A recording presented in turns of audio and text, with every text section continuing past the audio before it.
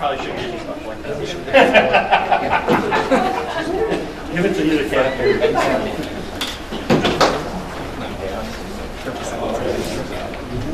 Calls to order. And then I guess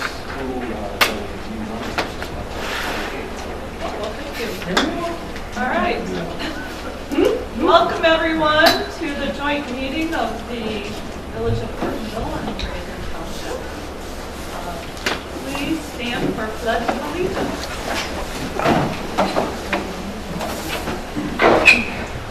I pledge allegiance to the flag of the United States of America and to the republic for which it stands, one nation, under God, indivisible, with liberty and justice for all.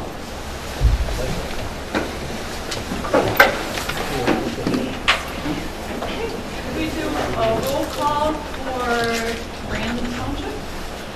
Allen. Here. Rotten. Here. Reynolds. Here. DePalma. Cordella. Marshall. Brendan. Here. Can we do a roll call for the Village of Ortonville, please? Or do you want to say that? We already did. Bryce. Here. Westfield. Here. Ashman. Here. Robinson is absent. Modas. Swarnica. Here. Sluba. Here. Wills. Here. Okay, at this time, we need to approve our agenda. I know that we approved the agenda as presented. I'll second. And we'll all do it as a group. How's that? There you go. All those in favor? Aye. Opposed? Agenda is accepted. Okay. See no correspondence, so at this point, we will take citizens' comments on agenda items. Would anyone like to comment on any of our agenda items? I don't know, hopefully you have our agenda. We do not. Right over there on the table. Second page.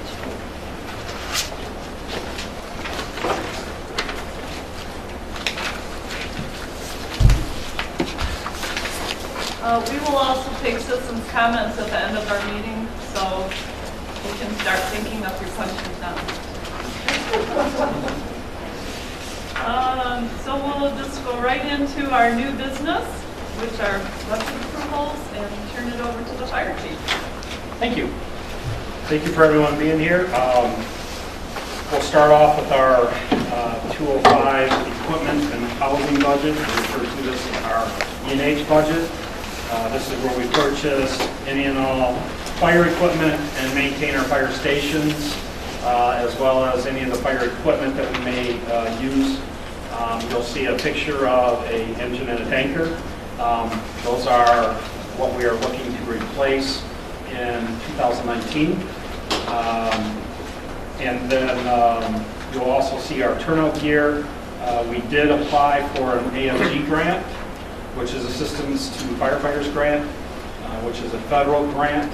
Unfortunately, we did not receive the grant for the 2017 cycle, and we are poised to submit that grant again with some updates and some different wording, and made it look a little spiffier. And we are going to submit that on Friday for the 2018 grant.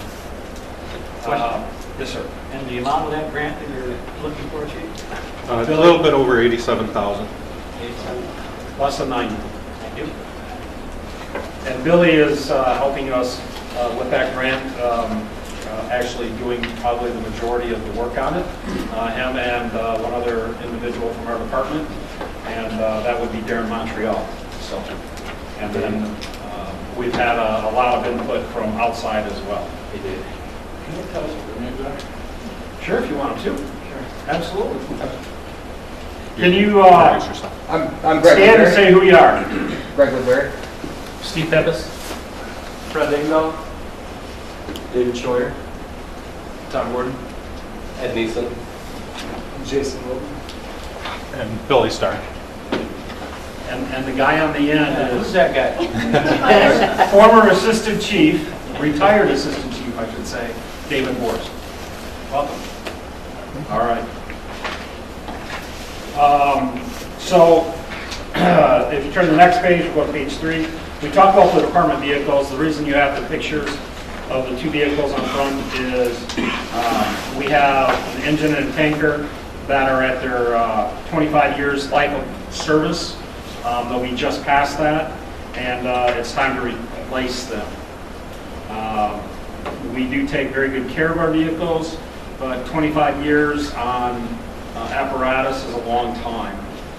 So you have to remember that the frame's 25 years old.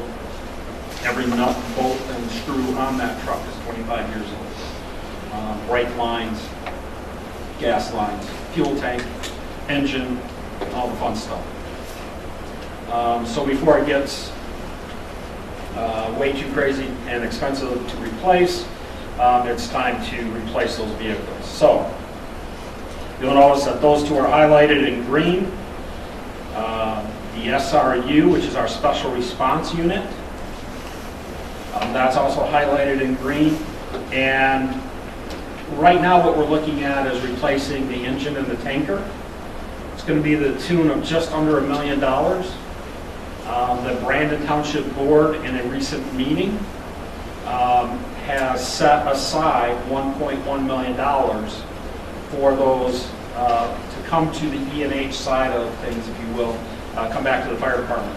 And what that $1.1 million is the property on M15. The property on M15 was purchased. The fire department has $2.2 million into it to make it so it can be used as a township complex down the road, a fire department down the road, and a sheriff's office substation down the road. We partnered with Brandon Township, and they had some surplus funds, and so that's what we're using for the purchase of those trucks.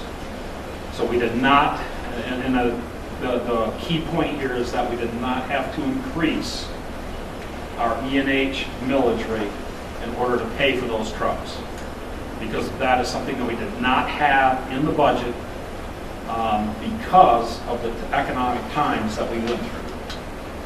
Okay. Well, Chief, you now have a written agreement on that property down there between the township and the fire department? We do not have a formal written agreement. That is something that we have discussed and we are working on. We'll have it before the money changes. Yeah, absolutely. So anyways, right now we're going through a committee looking at those trucks, speccing them out for an engine and a tanker. That committee is, we've been meeting now for almost 2 months. The committee is made up of Captain Pappas, Captain Starr, myself, firefighter Neeson, and there's the other one. Safety Officer Shudley. Shudley, thank you, that's the one I forgot. So it was Captain Shudley, who retired, has a lot of experience into it, so he came back, and they are helping us out, and we have one more meeting to finalize those details, and then we'll be putting, actually acquiring bids for that. But right now we have basic pricing in line, and we'll definitely be under the $1.1 million, and we're trying to hold it underneath the $1 million. Other than that, you can see the vehicles are to be replaced down the road. We start looking at 2020, 2021, 2023, that type of thing. Our ambulances, the next one that we'll replace or remount will be done on Alpha 4. The current one is a 2008, and we'll be looking at starting that remount in 2020, finishing it 2021. And that's what we have done with all of them that we have remounted, so that way we spread it out over 2 budget years or 2 budget cycles, if you will. Is there any questions on equipment? I have one. The CERT vehicle, and I know that they just use that to carry their equipment within the immediate area, the downtown area, wherever they do their activities, but that's all that's used for. And now is that vehicle still owned by the fire department? Yes, it is. It's also maintained by the fire department. Okay, so there's no need to replace that, or it's not, I see question marks there. Well, so the question's always been the replacement of it, and it's not something that is a high priority item for the fire department at this point. So that we have looked at other optional funding sources. We've asked the township, and it's something that we have in our strategic goals. I don't know, I have a hard time talking tonight. It's in, some of that's always listed, but it's just a matter of, when it needs to be replaced. And it can be replaced at any time, I will say that. That vehicle is a older vehicle. That was one of our first ambulance, well, not really an ambulance, but our first rescue vehicle, which I think you may have been on that board when we bought that in 1990, so I will. thank you for your service. That's why I remember that. So I don't know if that answers your question, but it's just, right now we don't Well, I know have it's a not an fund. active duty as such, Correct. so, but, you know. But it wondering is- what your plan was for it. Yeah, that's, at the plan right now is if we come into another windfall of money, then they, Thank you. you're welcome. Okay, if you have no other questions on equipment, what you have next is just our budget justification sheets. I won't go through each one of those. We'll go into the budget itself. We have a graph that just shows you where our expenditures is the red line, so you can see the how we have done with that. The beige color is what we receive in taxes. Our fund balance is the red part of that. And then the yellow is where we have received either miscellaneous income, the sale of equipment, or a return on our insurance premiums, that type of thing. So then we'll get into the budget. The numbers that you have, that I show there for tax collection for 19, 20, 21, and 22 is from our township assessor. Those numbers have increased slightly because he just came out with what the 2019 real property value is. It came out today. Overall, it's going to be about a $3,000 to $5,000 difference. And what I mean by that, it would be an addition to what I show on this paper currently. So it will be a plus at this point. Nothing there really to say other than we do have equipment sales figured in here for when we go to sell the old Engine 3 and the old Tanker 2. And those are the two vehicles that we are looking to replace immediately in 2019. I don't know how much we'll get. A Tanker is worth much more than what the engine is, especially to smaller departments that are probably still using 1980 equipment. And they'll get, maybe another 5 or 10 years of life out of it. And then they'll be looking for another one more than likely. Yes, sir. Is the $1 million rolled into this budget? It is not.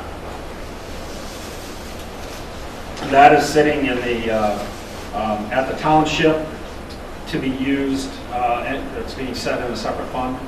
And then it'll be used next year when we go to purchase the vehicles. So the first page is revenues. Second page, we talk about maintenance of the property. That's if we have to do any renovations, if we have to purchase any supplies, carpeting, as well as maintain the stations, as well as toilet paper, paper towels, all that kind of fun stuff. You'll see an apparatus, there's $50,000 there listed for apparatus. That's in case one of our small vehicles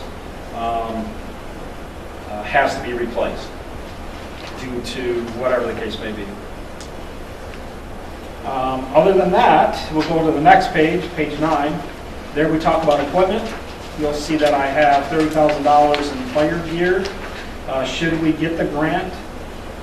If we don't, then we will have to discuss replacing that equipment on our own, out of our own funds, and possibly have to take from our carry forwards to replace that equipment. Our turnout gear is 12 years old. NFPA recommends that we don't have anything older than 10. With that being said, we are going to try again, and hopefully maybe we'll have some luck with the grant. We have had success with grants in the past. If you remember, our air packs, our SCBAs that we used to breathe inside fires, was actually replaced. And that, again, was a grant that Captain Starr had worked on. Excuse me, that grant's 100%? It is not. It is a matching grant. So is this 30? It'll actually be less than that. It's a 90-10, or is it an 80-20? That one for us is a 95.5. 95.5. So we'd have to come up with 5% of the cost. Question? Yes, sir. The dry hydrants, Chief, how many and where are they located in the township? Captain Pappas, would you like to? Where are they located? Well, how about you tell us how many dry hydrants do we have? We have, top of my head, working dry hydrants, probably 19 right now. And then there's 3 wells. And they're scattered throughout the Yeah, township. they're all over. I know that over the years, some of those have gone out of service. Yep. Oakwood Road is out of service when they redid that bridge. And Ball Street. Ball Street, when they redid that bridge, they destroyed our dry hydrants. So those are gone. There's one in Pheasant Ridge that the homeowner pond's a little low. That one's, they're not very accessible either. Other than that, most of them are working. The one by the old mill has been That one's working. resurrected. Did some work on that. It's functioning. You just had a test, right? Yes, it's flowing very well. What do we figure, Steve? About 700 gallons a minute? Right. 700 a minute. Pretty much caught all the rocks in the creek. So I noticed you don't have anything for maintenance on those. Do you?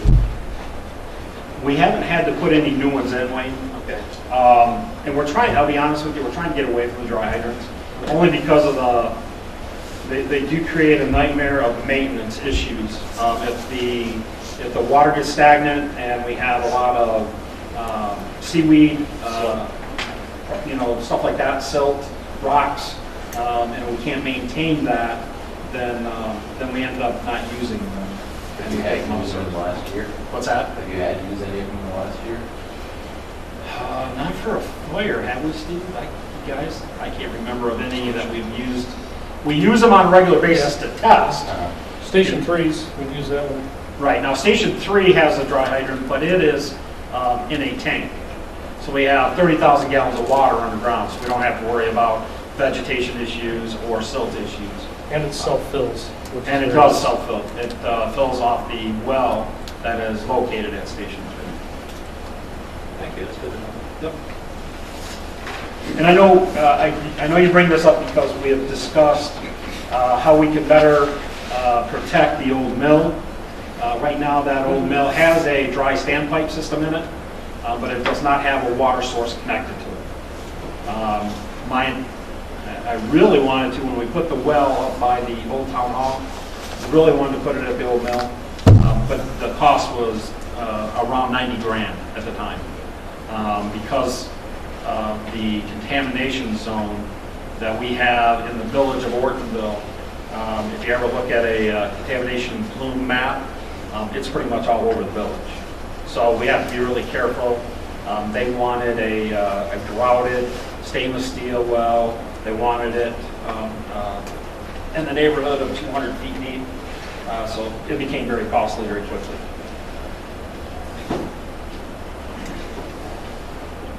Underneath that, we also have our computer maintenance software where we go through to enter our records maintenance.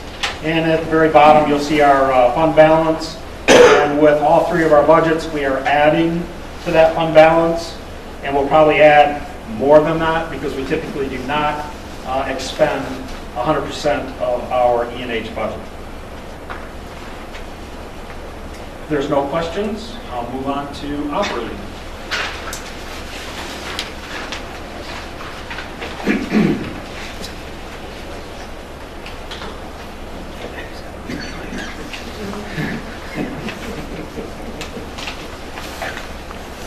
All right, so we're going to talk about operating budget. So what's inside our operating budget?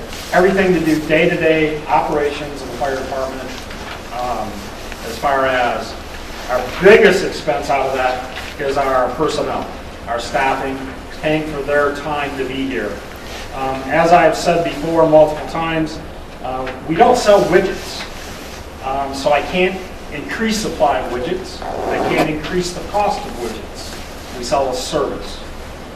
A service that I happen to think is probably top and to none. Let's put it that way. I think they're the best.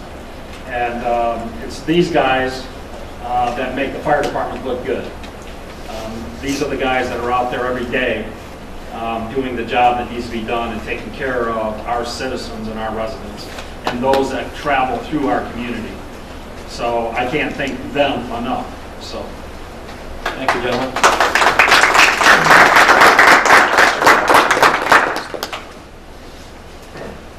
so we'll go into our first page. After that is our alarm history. So we had to go back a few years and get a few people, and this is something that Assistant Chief Forrest started many years ago, because that's where we found the data, was a sheet that he had given to Eric Shudlick, and then Eric had passed that on to Matt Best. So you can see in 1955, we started out with, I think it was 52 alarms or 32 alarms. And then we went up to 50, and so now in 2017, last year, we ran 1,323 alarms.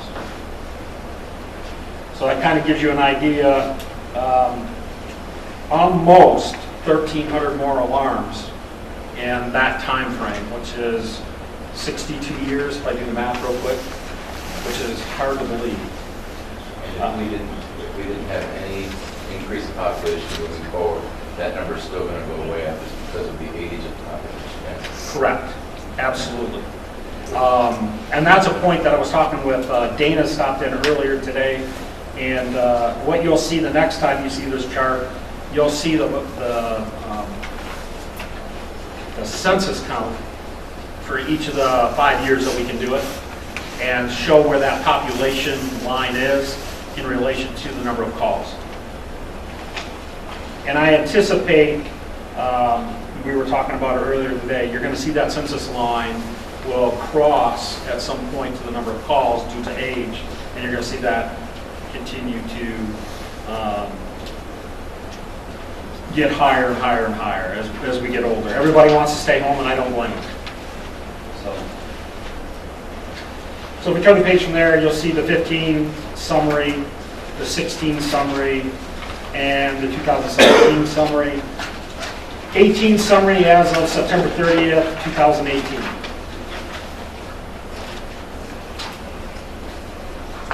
They're all in the same format, so you can look at the number of patients, number of calls. You look at the charts, it's just going from year to year. The next page after that is our Oakland County Sheriff's Office Fire Dispatch Service. Oakland County Sheriff's Office dispatches for our fire service and our EMS side of things. They have been our dispatch agency since 2008. It may have been a little before that, because I know we had AMR for a short period of time when they were around. And then prior to that, we used to do our own dispatching. But the issue is that we were a very small staff, so that person could not leave until somebody came to relieve them. So we weren't getting vehicles on the road any quicker. We were just answering the 911 call. So the Sheriff's Department finally got into the dispatch services, and so that's what you have in here. So it just shows you our increases. Our contracts are a 3-year contract with them. The contracts go from April till March. That's the way the county budget is, so it's kind of weird. But the 3-year contracts that we have are based on the previous call volume. So if you look down on the right side, you'll see that it says 977 calls twice, right? Or the number 977. That's based on the calls 3 years previous to that. So that's the same thing that we're doing right now. Our call volume is based on 1,227 calls. and that's what our contract is. We'll be renewing that contract in 2021. Any questions? Comments?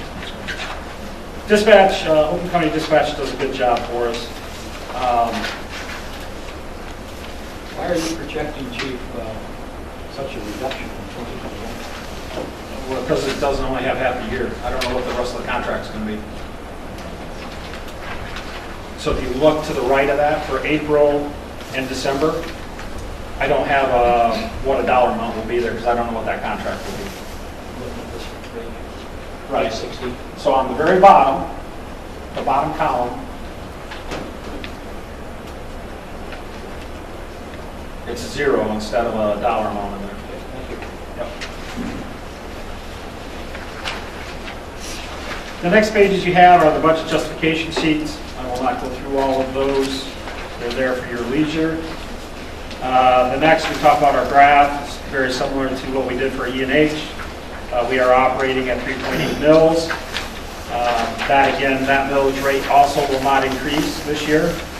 And it's the same principle. We have tax collections, we have our fund balance, we have transfer miscellaneous that comes into play, and then you can see our expenditures.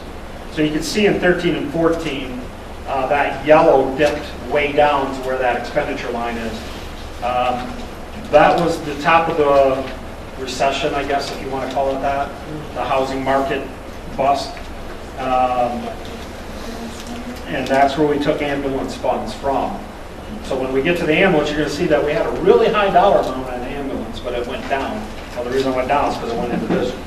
It went into operating and went into E&H. Okay? Next page is our heating cost. I just throw that on there so you can take a look and see what we're spending for heating our 3 stations. The big drop or the big expenditure in 2014 is that we switched from propane to natural gas. So we had to pay for all that conversions and to have it installed. And now you can see that we're on the natural gas and we're doing pretty good. We're about $7,500 a year versus closer to 10, 12, depending on what kind of year we had. The next page is our electric costs for our fire stations. Again, that has all 3 stations. In 2014 and 15, we started a process of switching our lights from halogens and fluorescents to LEDs. And that is a direct reflection of us saving on our energy by switching to LEDs. In all, it averages about $7,500 savings per year. All right, so the next one we'll get into is is our fire operating, the revenues. Again, with Bill's new numbers, our assessor, we're looking at a $5,000 to $14,000 increase from year to year. It just depends on the year and the dollar amount as it moves forward, how it progresses, if you will. And that is not reflective in this document, because this document was printed on September 30th when we did the rest of it. So you can see what we're anticipating bringing in. I'm glad to hear that it is going up. That's a good thing. The CPI went from a 1.2 to a 1.24. So we get into our expenses. Our property maintenance is for our utilities. That's our electric, gas, our phone service. Then we talk about office equipment, as far as office supplies, our support services, our postage, mailings, all that kind of stuff. If no questions on that page, I'll go to the next. There we have payroll services. We also have our fire prevention. We have our different trainings and memberships that we are part of. Part of that membership is our MABUS, which is our mutual aid box alarm system. We are part of MABUS 3201. What that does is that's pretty much the northern and east and west agencies, fire agencies, and public safety agencies, except for the Oakway departments, which are Waterford, Bloomfield Township, West Bloomfield, Southfield, the big city departments, if you will. With that, by having membership into that, we also have access to our technical rescue teams, our hazmat teams, our incident management teams, as well as immediate mutual aid, beyond what we currently have just in our local neighborhood, if you will, meaning Oxford, Groveland, Springfield, Independence, those agencies. And then what it further does is it also allows us mutual aid throughout the state if we need it, with other Mavis divisions. And then moving on from there, we have our gasoline and fuel for the vehicles to make sure that we can get from point A to point B.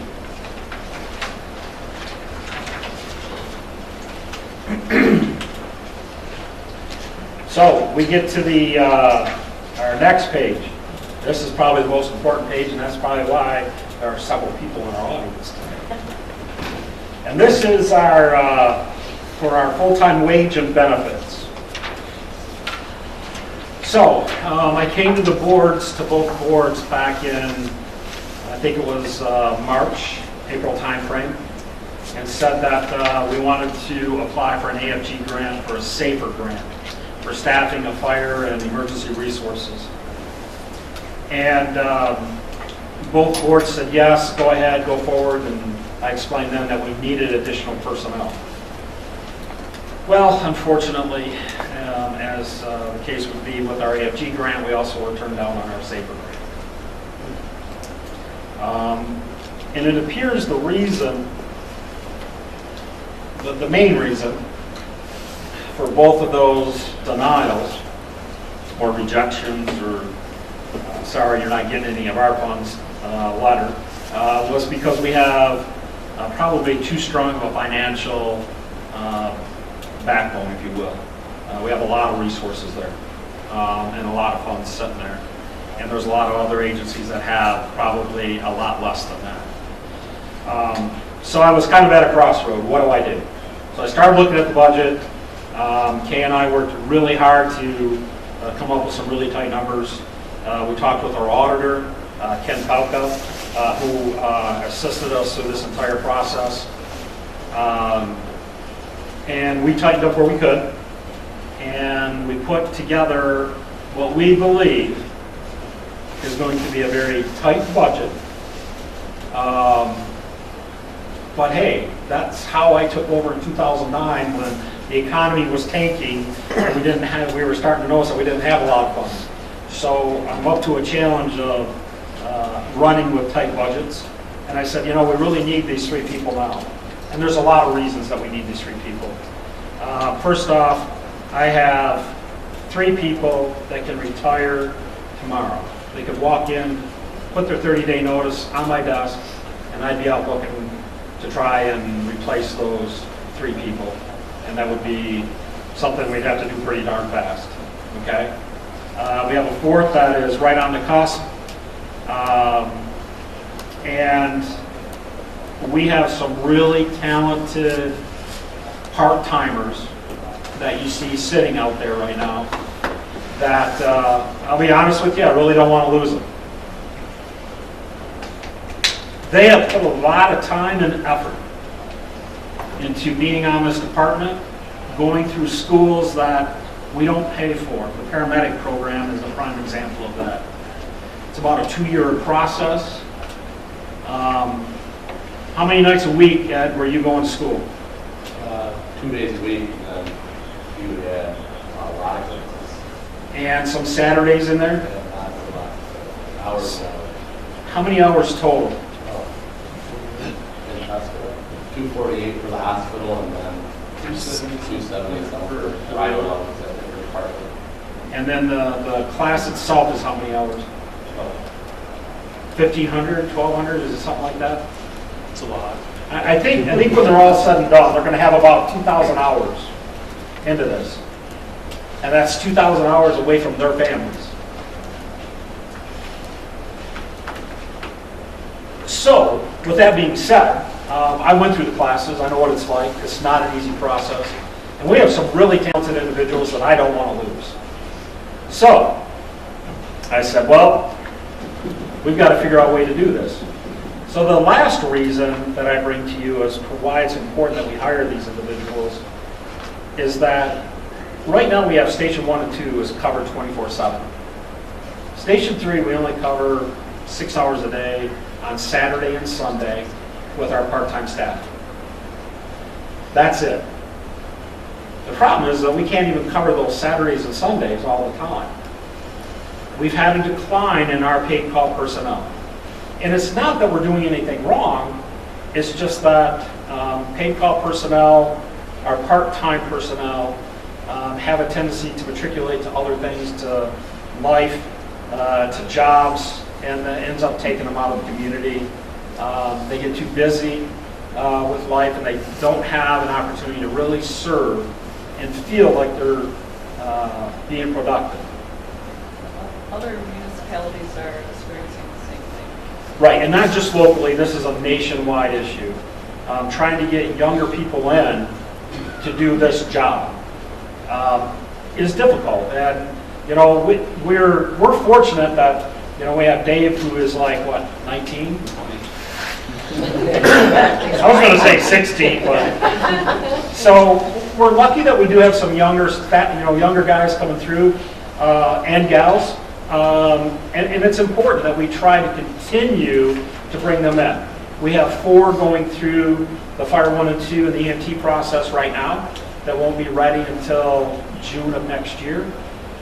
But you know, it's a real disservice to those that live in the northeast corner of our township that are being served by Station 1 and Station 2, and it takes them longer to get there, and they're paying the same amount of taxes.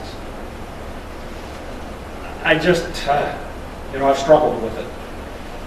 Not to mention that northeast section of our township is going to be the next biggest development section. Right now, that's where all the farmland is. You have Crossman Farms, Van Tine Farms. We have several different farms in that area. And it's not going to be long, and they're going to start busting that up, and you're going to see residential go through there. As long as the building and the economy stays where it's at. So I come back to that. We really tightened up everything, and when we continue on, you'll see we get to the bottom, and I'll be able to explain that we can do this, and now's the time to do it. Just as a real quick thing,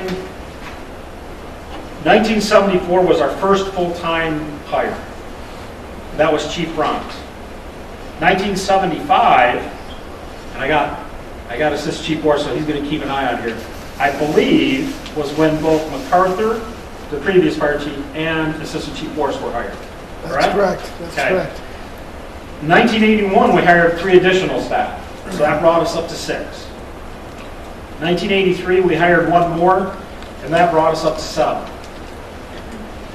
In 1998, we hired 3 more, and we opened up Station 2. Sound familiar? 24/7.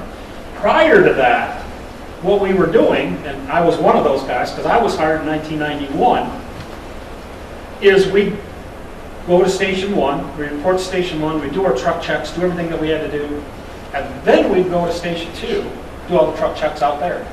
Sound familiar, Captain? Yeah. Then it's very similar, right? So that's what we're doing now, right? So then in 1998, Bob MacArthur took over as chief. He was the fire marshal. He was the fire inspector. He did both duties. So when he took over as fire chief, we did not fill that fire marshal position. So we were down 1, so now we're down to 9. So then in 2002, we had 3 additional staff hired at that time. And we went up to 12, and that's when we started our advanced life support transporting system that we offer today. 2008, we hired 1 more individual to fill my spot on the 40-hour week. So in 2009, we reduced it by 2 when I took over as fire chief. You say, why did you reduce it by 2? Assistant Chief Morris retired. We didn't fill his spot. My spot, I was doing fire inspections and shadowing the fire chief, and we didn't fill that spot. Why didn't we fill those spots? Because I didn't have the money. It's not because I didn't want an assistant chief. It's because we didn't have the money to do it. Okay? So then in 2019, I'm looking for 3 additional, and that'll put us up to 14. And that will give us 24/7 coverage at all 3 stations. All right? And I know this is next on the agenda, but I want to explain it to you so that way you know where we're at with our budget. Is there anything, any questions on the wages? Again, I will emphasize that the auditors looked at it, and so has Dana. I spent some time today with Dana and Mr. Wills. What controls are in place when Brandon Township IED Fire Department foots the bill for really what I consider high-end training? What are the controls to say, okay, they get the training, well, thanks, I'm going to go work in Birmingham? What happens to that? Well, so the Fire 1 and 2 and the EMT, we provide them the training. We do not pay them for the training. And it's a consortium. So they're really not hired by the fire department until after they have that basic training. Now, the guys that have gone out and done the EMT, the paramedic program, that's been on their own pocket. That's out of their own. We don't pay for that. We used to. We had problems collecting that very reason. We'd have people that would leave and not pay us back, that would not pass the course, and we had to fight with them to get the money. The one we spent, how many years? It was probably 3 or 4 years to recoup our funds. Itself, so thank you. Yes, so that's, when I say that they're spending time away from their family, they're also spending money out of Right, pocket. right. Okay. The paramedic class is about $4,000, and that's just something we can't afford. So, so when you say that we don't want to lose them, this is exactly, we don't want to lose them. Of the full-timers, or even the part-timers, how many of them are both firefighter certified and EMT? Every single one. Are they all have to, they're having to be both now, right? Yes. Yep. To some level. We have 1 MFR, and then we have, the rest are either basic EMTs or paramedic level. So they've all had to spend some money and time. Well, and some of those, the fire department paid 4 years ago for paramedic. I know myself, Captain Pappas, Billy, and I think that was it that's here right now. There was a few others that the fire department paid for when we started the EMS service, as far as the transporting service. Thank you. Yep. Any other questions on this page? Okay, moving right along. Is that clock not working? Because it still says it's only 7:15. I'm doing good. All right, cool. So the next page, we talk about, this is where the paid call funds come out of for our part-timers and their insurance and health and all the other fun stuff that goes along with that. And then we talk about our dispatch fees, and we get to the bottom. So if you look at our total appropriations, we're going to be, it shows that, oh geez, we're going to spend over what we're bringing in by about $145,000. Actually, it's less than that now because of the good news that we received from the assessor today. But here's the thing. That is if we spend every dime, every dollar of our fund would put us at that negative $145,000 for the year. We never spend our entire budget. We typically roll over anywhere from $150,000 to $200,000 a year.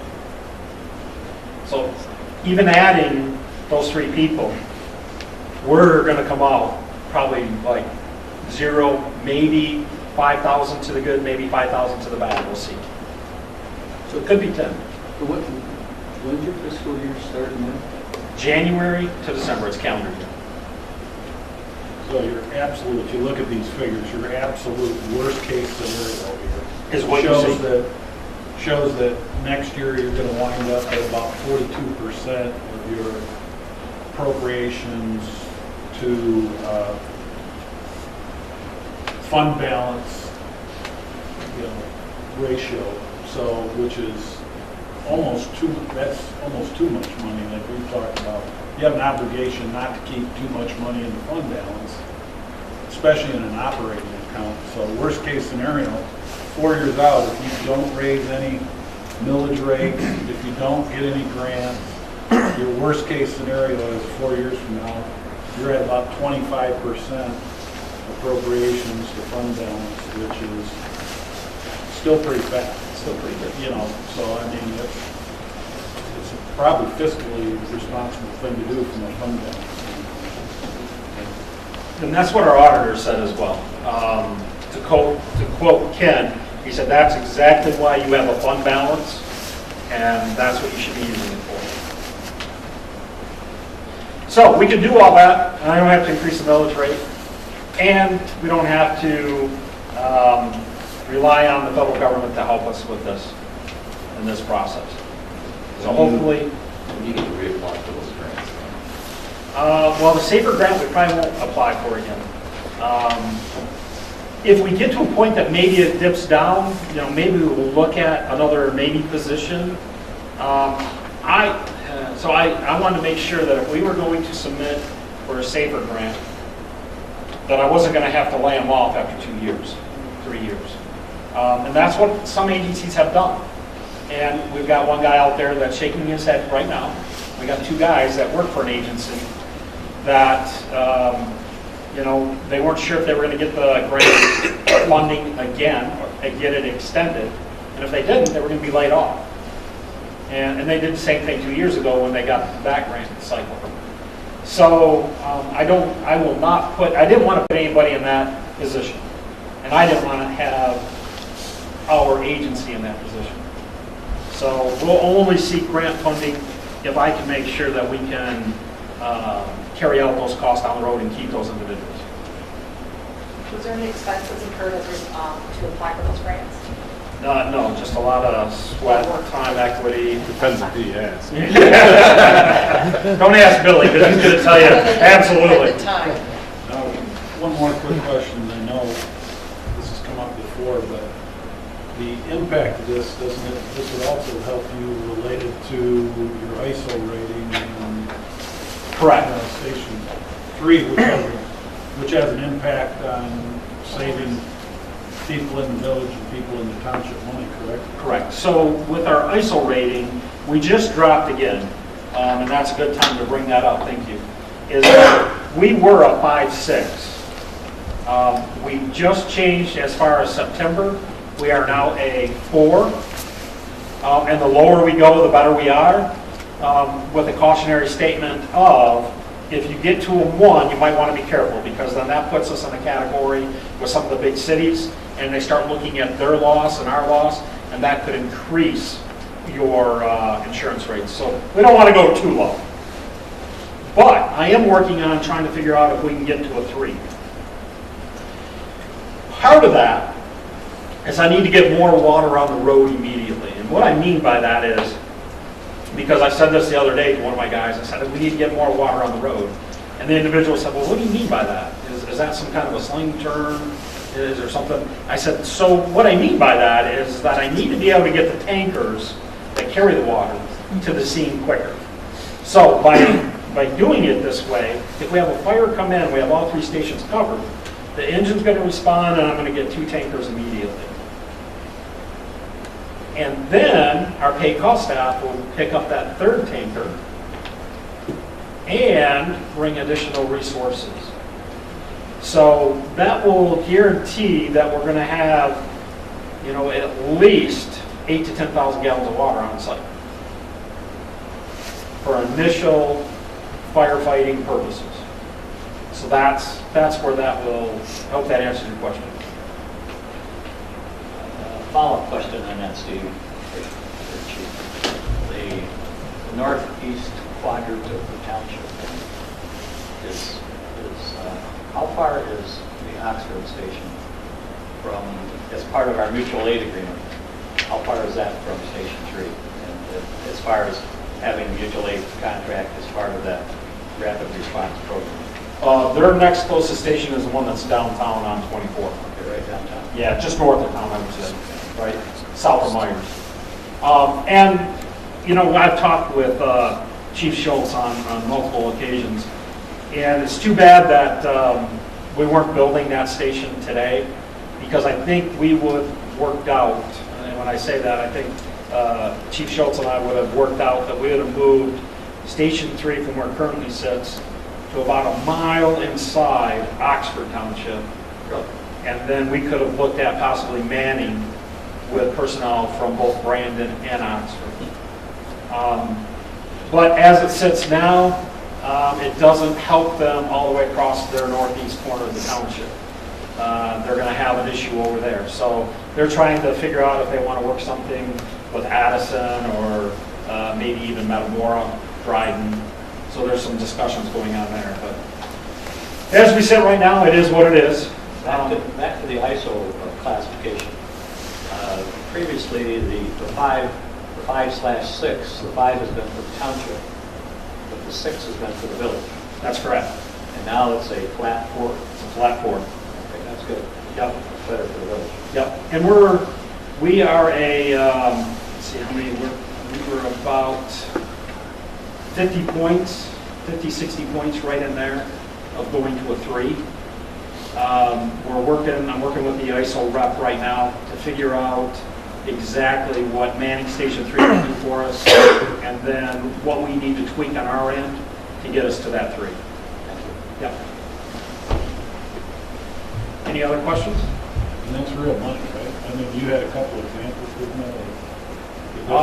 you? Somebody had called. I know that my insurance has dropped when I asked them, and the insurance agent's like, well, no, you haven't changed. I said, well, our rating has dropped. And they're like, oh, well, let me check. So when they ran the numbers, it dropped about $300 a year. So, yeah. I'll call my agent tomorrow. Yeah, so and here's what I will tell you, is you definitely want to make sure that you check with your agent. Not all insurance companies use the ISO rating. So I will caution you that on that right now. State Farm does not. They look at the total loss as a whole picture. Again, that includes water damage, that includes fire, that includes theft, everything. And they look at it for a certain geographical area, if you will. We were speaking about Oxford. I also am curious about 401. Are we being properly compensated when you help out, when you go to the line over there? Right now, mutual aid is still mutual aid. We receive. Fair? Does it go both ways? Or? It does. It does go both ways. And there's going to be times that it seems like we're running all the time. There's going to be times it seems like they're always coming in. We try to fill any mutual aid requests that we receive, and there's times that we can't.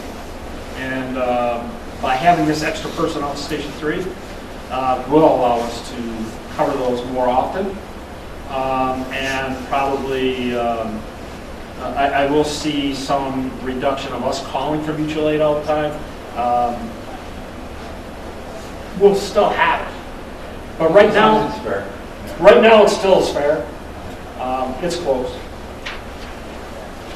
I can give you the exact numbers if you want it. So you do keep a tally in terms of the balance? We do. Yep. I don't have that number right in front of me. I know. Gee, why not? If I had my computer, I'd have to look it up.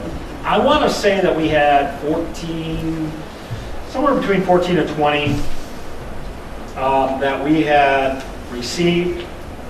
And I want to say we're probably somewhere around the 90 mark that we've gone back out. But you got to remember, that's to Oxford, to Independence, to Orion, to Groveland, to Hadley, to Atlas. So that includes all of those, not just the ones that are our ALS partners, if you will. If that makes sense. Okay. Any questions? All right.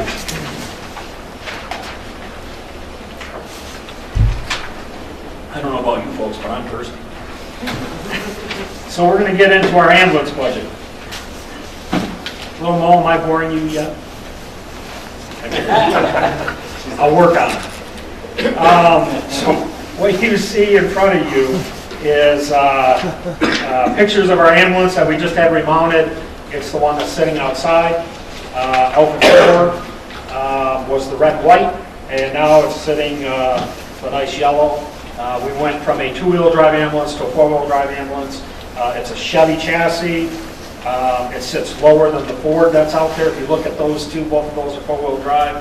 The Ford has a solid beam on the front, so it sits higher, where the Chevy has an independent front suspension, so it sits much lower and is definitely a much better ride and probably much easier to drive as well. At least I think so. So then after that, you see our budget justifications. Again, I won't go through all that. The next is our ambulance budget chart. And you can see in 2011 was the peak for our ambulance fund, and we had to start taking money out of that to supplement our operating as well as our E&H. You can see our expenditures, and then we'll get into the budget. So our ambulance fees, you can see over the years that we've collected anywhere from about $290,000 to about $325,000. Those are what we bill patients that we transport. We bill each and every patient. So that's where we receive that funding. That funding then is used to pay for the ambulance part of the service, if you will. So if you look over to the next page, we start talking about expenditures. The first thing it does is it pays for our medic stipends. The full-time medic stipends come out of that. Our part-time medic stipends, it pays for the supplies, the licensing, billing fees, all of that kind of, our software, any of the hardware that we may have to buy to do our electronic patient care report. So have you ever thought about doing the billing in-house, so outsourcing? Sure, except the company that we pay, they're really, really good at it, and I'm not.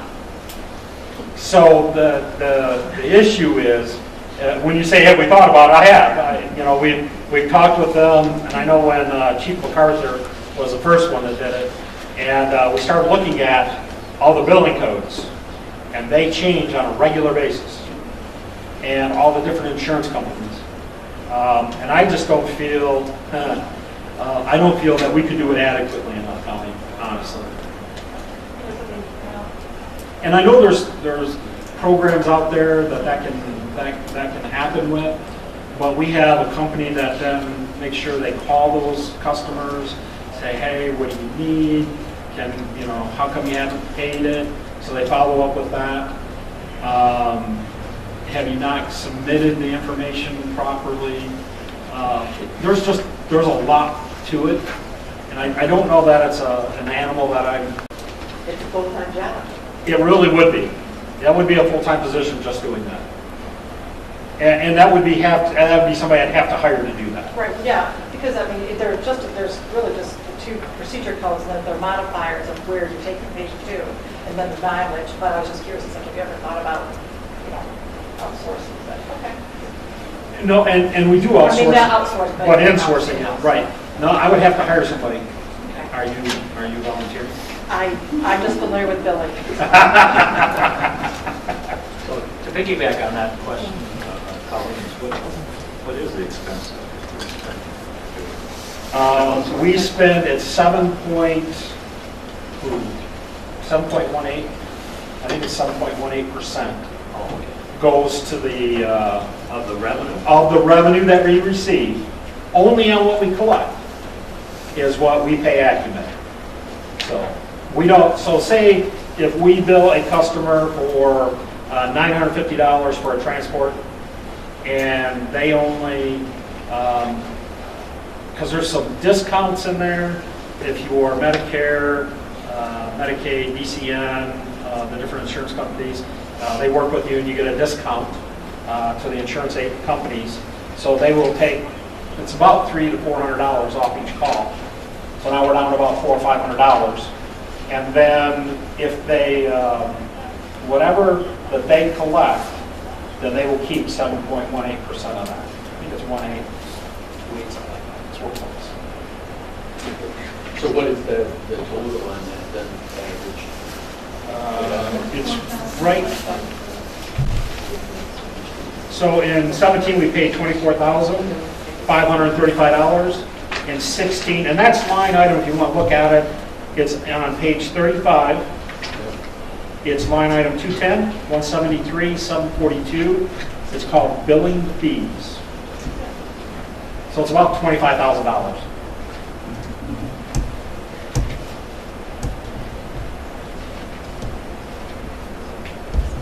Any other questions? Thank you. Okay. So then our next department underneath that is where we pay Captain Flood. He's our EMS director. That's where his wages come out of. And if we go to the next page, then we have equipment. For example, in 2016, if you look, we spent $151,000. Well, if you remember, we bought the life packs that year, our cardiac monitors. They're pretty expensive. They're about $30,000 a piece by the time we were done. And then our apparatus, if you look, 17 and 18, we split that over 2 years. I know it's more, but we also have to do maintenance on the ambulances, so that's where that comes out of as well. And it ended up being, this last one was $147,000 and some change. Other than that, that's pretty much it. You can see that we may have a small negative if we expend every bit of our budget. Some years we do, some years we go over a little bit, some years we come under. The reason we went over the 1 year, 2016, is we spent $150,000 on life packs, so very costly. Any questions on that budget? I haven't looked this way very often. We've already talked to Ben, we know it. Well, my problem is I'm right-eye dominant, so I have a tendency. Thank you, Chief. Thank Yeah, you. very good presentation. Thank you. Thank you for your time. Okay, if there's no questions for the fire chief, we can move on to this next item, which is the full-time and finish up with that. We have to do any approvals from, So, yeah. last time we just approved the recommendations to approve, Right. because we approved that. Right. Yeah, we did that. And we're hoping to bring our budgets to our November. Right. But we would need a formal vote. November 8th. November 8th. Is our next board meeting. Yes, that's.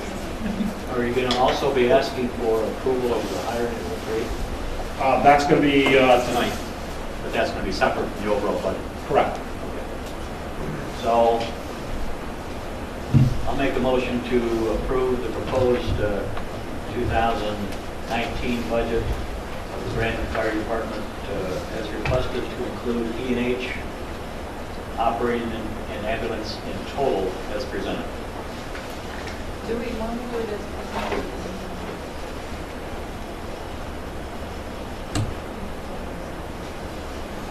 You'd want to do it as presented. That's what I was thinking.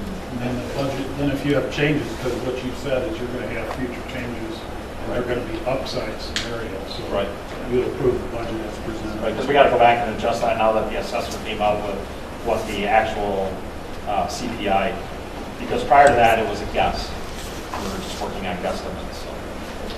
If I could just suggest, maybe on the budget, since it is kind of a working budget, just to put the date on there, so it's like the other copies will know exactly what's the latest. Yep. I'll support the motion.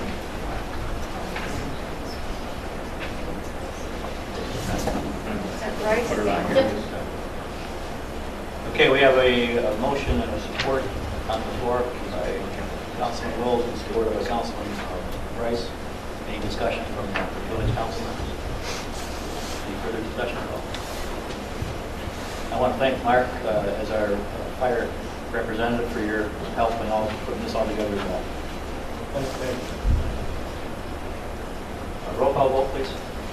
Bunzu, Yes. Eshman, Yes. Swarnaka, Yes. Sleva, Yes. Wills, Yes. Rice, yes. Motion is carried. Thank Okay. you. Thanks again, Chief. On the township side, who would like to make a motion to recommend to the township board that we approve the E&H operating ambulance budgets as presented? What you said. Right. I'll support. Okay. So, motion is made by trustee Bratton, and it is seconded by clerk Allen to make a recommendation to the township board to approve the E&H operating and ambulance budgets as presented.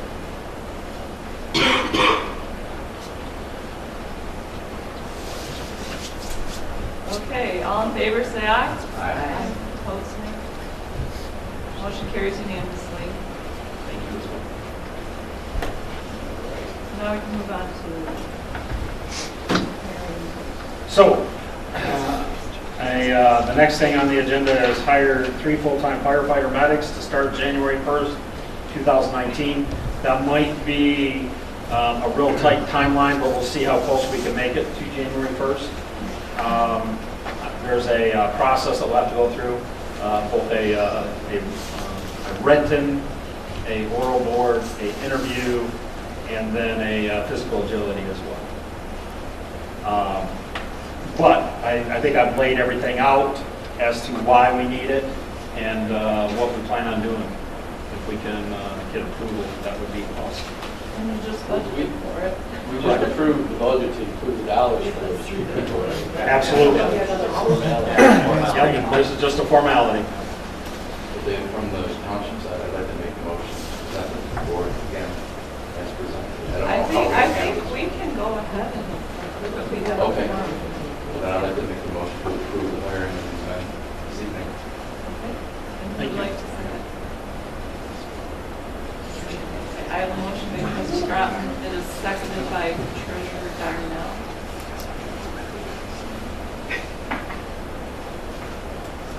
To hire 3 full-time firefighter medics to start January 1st, 2019.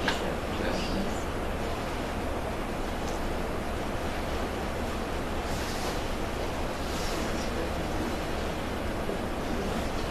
Okay, so we'll need a roll call for that. So, Darnell? Yes.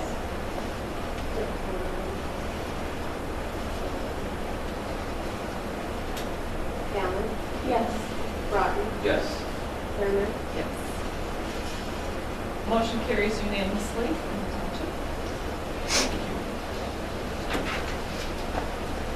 Okay, we, as far as the village council is concerned,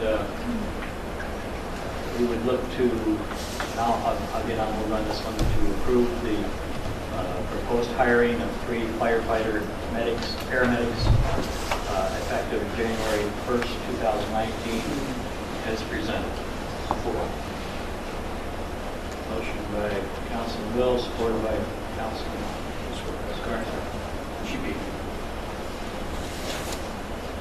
Further discussion, village council? Anyone? Hearing none, roll call vote, please. Eshman? Yes. Swarnaka? Yes. Sleva? Yes. Wills? Yes. Rice? Yes. Bunzu? Yes. Motion is carried, thank you. Thank you. Thank you. I'm sure that's going to make, I don't know, I think there's 1, 2, 3, 3 for sure, a 4th candidate that's right on the line. I think it's going to make them all very happy. Thank you. And thank you, gentlemen. Thanks, guys. Thank you. Yeah.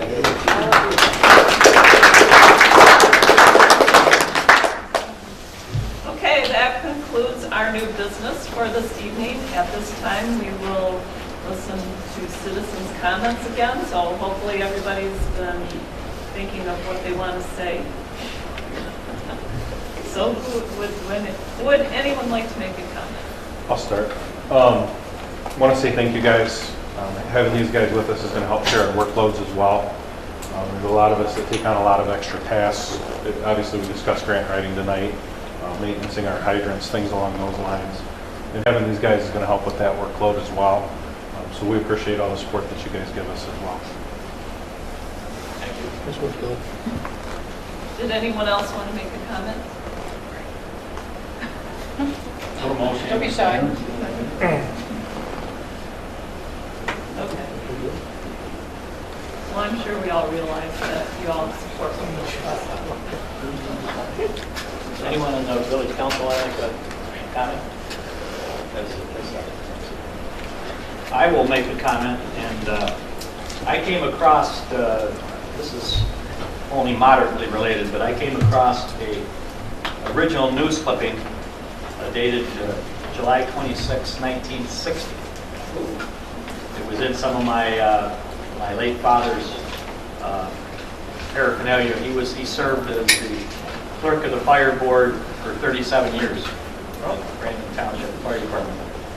And so this was a clipping showing a brand new four-wheel drive vehicle parked at the intersection of Mill Street and South Street, where the light is right now, with the old hotel in the background. And it's got a picture of then Chief Buckingham, my father in the back of the pickup, and the then Chief of the Fire, Chairman of the Fire Board, Milton Miller. I'll pass it around. It's an original clipping. I gave Chief a copy of it. And on the back, there's an advertisement for Osmond's Menswear in downtown Pontiac. You could buy a suit and two pair of pants for $69.50.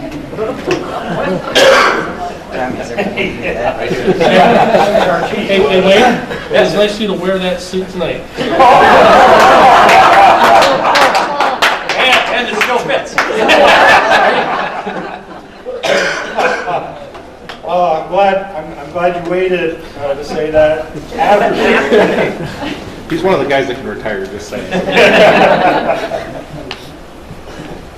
How many years do you have, Steve? I'm a motion to adjourn. 28. Okay, are there any comments? Are we all done with our comments? Okay, then we will entertain motion to adjourn the meeting. So moved. Support. Okay, all in favor say aye. Aye. Same village? Motion to adjourn. Support. Motion by Councilman Skornicka, supported by Councilman Ashman. All those in favor, please say aye. Aye. Motion is carried.